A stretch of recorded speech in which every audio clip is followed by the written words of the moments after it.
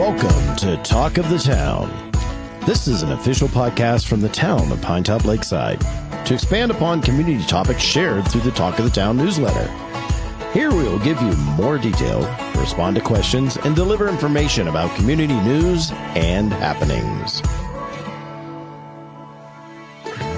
Hey, it's Rob Hefner here at the Town Hall of Pinetop-Lakeside, and today we're sitting with a couple members from Walking Down Ranch. Now, you might drive by that sign and see Walking Down Ranch as you come into town, driving through Lakeside there. It's next to the Circle K, and I've got two people with me, Victoria. Yes, hi. And Paul. Yes, sir. Hi.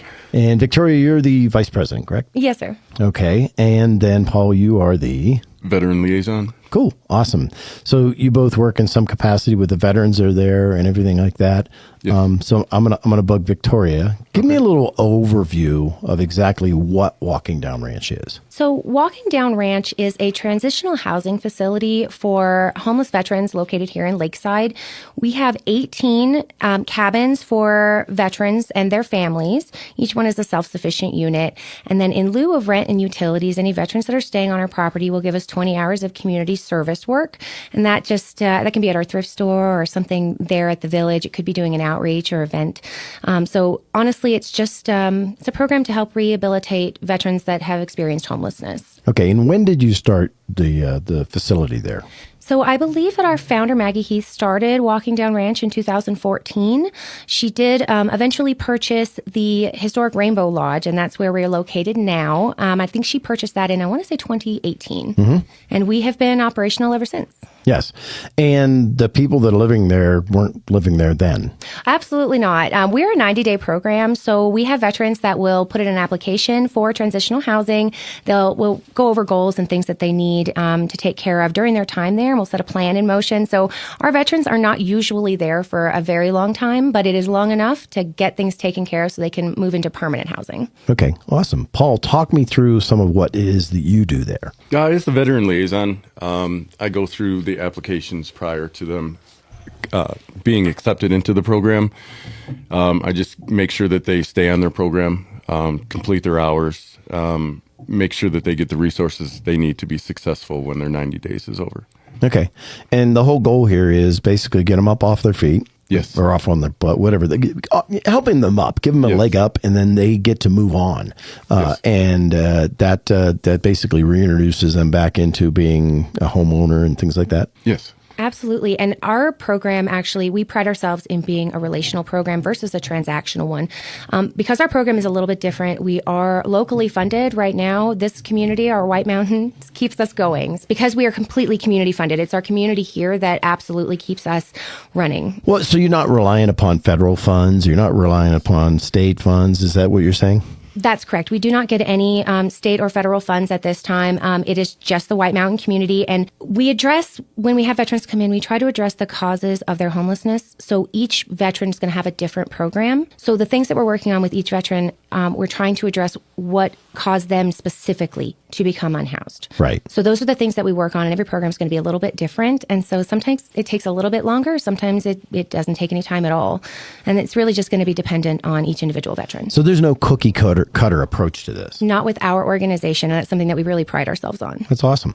So Paul, talk to me about, like she said, there were different things that people come into the program for. What are some of the reasons that the veterans find themselves homeless? Well, I mean, it's a vast thing. There's a lot of substance abuse that people struggle with.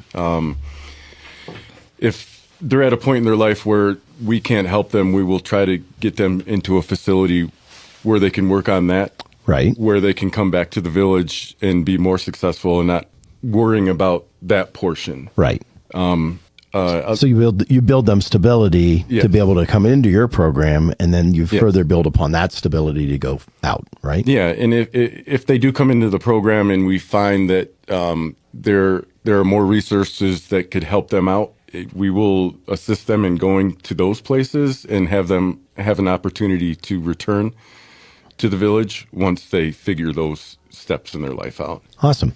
Talk to me about funding. So you said everything comes here locally, and I know locally that was how they ended up purchasing the property there. So, they purchased it. It was owned by a firefighting association, I think, out of the valley originally, and they purchased it from them. They obviously helped them in that arrangement, but they still paid the cash out here locally.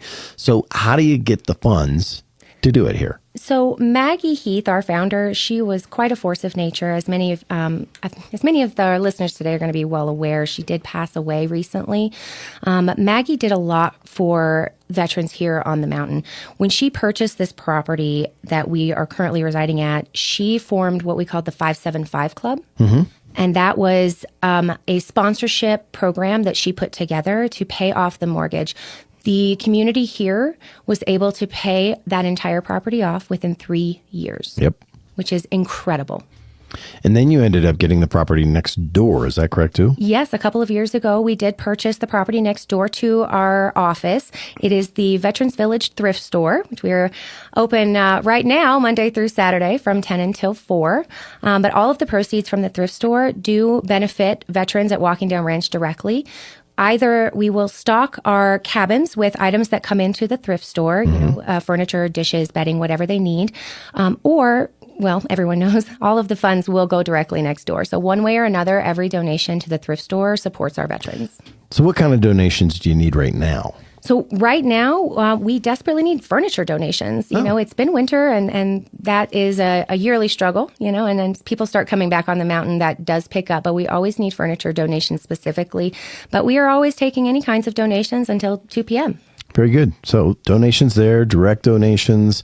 Do you still do the sponsorship of the cabins? Yes, we do have cabin sponsorships available. The cabin sponsorships will cover the entire cost of the needs for a cabin for a whole year. Okay. And it's a wonderful opportunity for anyone who's looking to, adopt a household of veterans. So, Paul, take us through a little bit of what happens when a veteran comes in. What do they get? And then what do they get to take with them?